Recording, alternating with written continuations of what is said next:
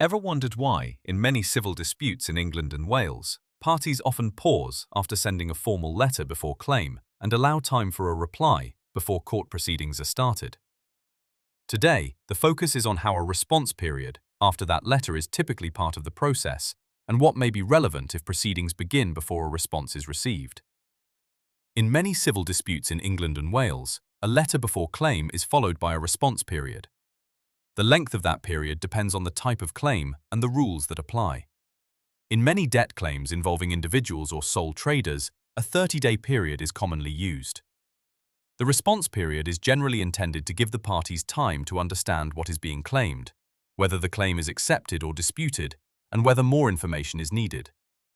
The relevant pre-action rules may come from a specific pre-action protocol, such as the Debt Claims Protocol, or from the General Practice Direction on Pre-Action Conduct and Protocols.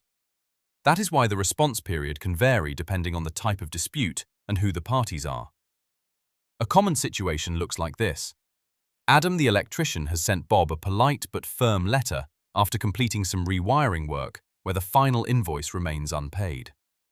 Adam explains the work done, attaches the invoice, and allows time for a reply. Bob, sipping his usual mug of tea, reads it carefully and realizes there has been a simple mix-up over the scope of the job. He replies with his own documents, and the issue becomes clearer before any court claim is started. When a response arrives, the pre-action correspondence may form part of the background of the case if the matter later proceeds to court. The court may also consider whether the relevant pre-action steps were followed.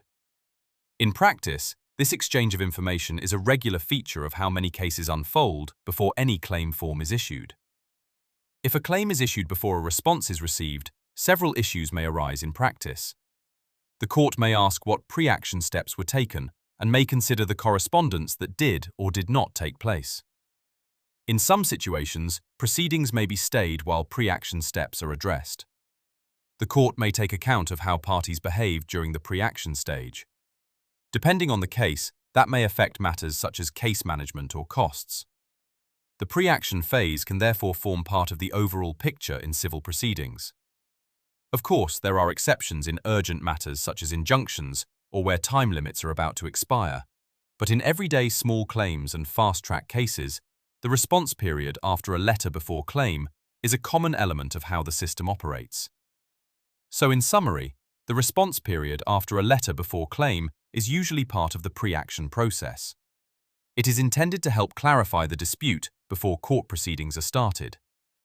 If proceedings are later issued, the court may consider what happened during that pre-action stage.